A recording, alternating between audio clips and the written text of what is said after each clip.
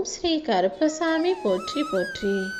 என் அன்பு பிள்ளை, இந்த கருப்பனின் பாதத்தை தொட்டு வணங்கிய என் அன்பு பிள்ளை உனக்காகவே நாளைக்கு நீ எதிர்பார்த்த விஷயத்துல வெற்றியை கொடுக்க போறேன்.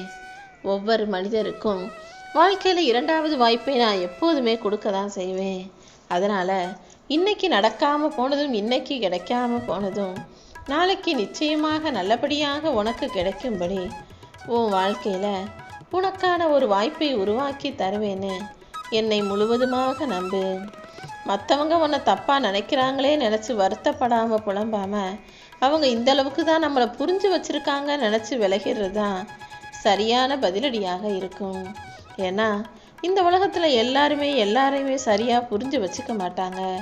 அப்படி உன்னை பற்றி யாராவது தப்பாக பேசினாலும் தவறாக நினச்சாலும் அவங்களுடைய பார்வையில் குற்றம் இருக்குது, அவங்களுக்கு அவ்வளோதான் புரிதல் இருக்குன்னு நினச்சி உன் வாழ்க்கையை நீ பாட்டுக்க உனக்கு பிடிச்சது போல வாழ்ந்து விட்டு போக தயாராக இரு என் தங்கமே. உனக்கு குரு கற்றுக் கொடுத்த பாடத்தை கூட நீ மறந்துருப்ப.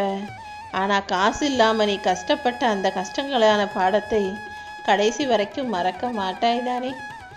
காசு பணம் இல்லைனா இந்த உலகம் உன்கிட்ட எப்படி பேசும், எப்படி பழகும், எப்படி உன்னை கொண்டாடுவாங்கன்றதெல்லாம் நீ அனுபவமாக படிச்சுட்ட.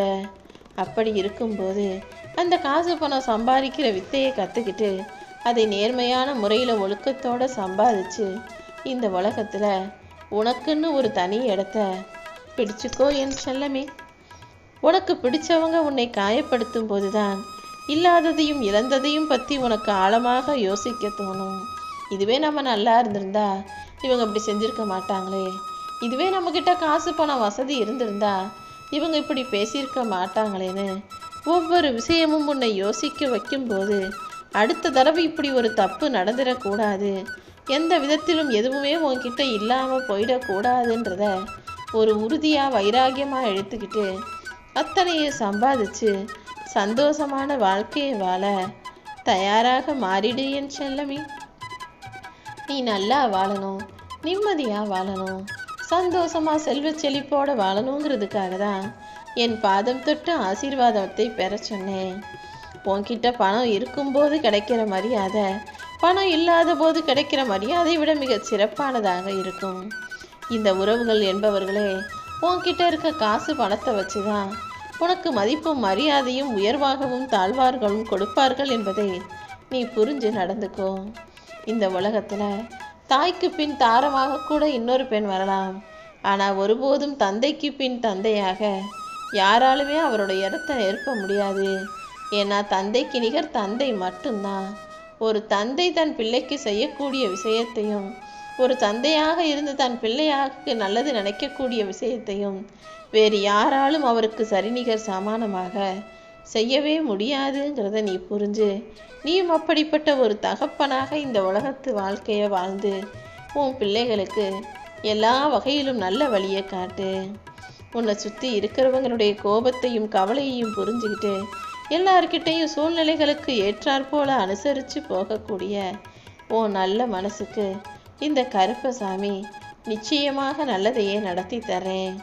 நீ எப்போ யார்கிட்ட பேசினாலும் பழகினாலும் அவங்க உனக்கு எந்த அளவுக்கு மதிப்பும் மரியாதையும் கொடுத்து உன்னை தூரத்தில் வைக்கிறாங்களோ அதே தூரத்தில் நீயும் இருந்துட்டினா எந்த பிரச்சனையும் வராது. அப்பா கருப்பா, எனக்கு பிரச்சனையே இல்லாத வாழ்வை கொடுன்னு கேட்காத. அதுக்கு பதிலாக பிரச்சனை வந்தாலும் அதை எதிர்கொண்டு சமாளிக்கும் சக்தியை கொடுன்னு கேட்டினா நானே உனது சக்தியாக இருந்து அத்தனையும் சமாளிச்சிருவேன். ஒருத்தரை ஏமாத்திட்டு நீ வாழ்க்கையில் சந்தோஷமாக இருக்கணும்னு நினச்சினா அது நீண்ட நாட்கள் நீடிக்காது.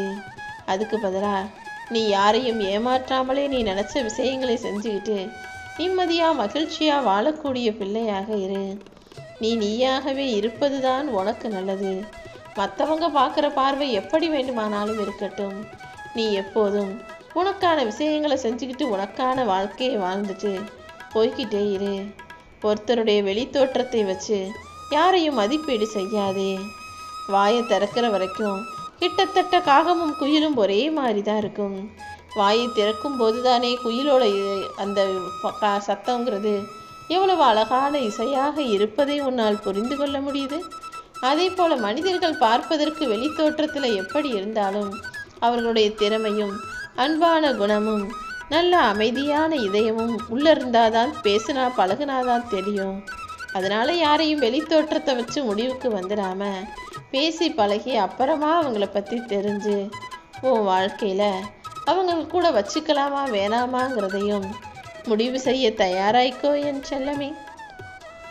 வாழ்க்கைங்கிறது இந்த மண்ணில் நீ எத்தனை நாள் உயிரோடு இருந்தாய் என்பது கிடையாது, எத்தனை பேரோட மனசில் நீ உயர்வாக இருக்கிறாய் என்பதை பொறுத்து தான் வாழ்க்கை மாறிக்கிட்டே இருக்கும்.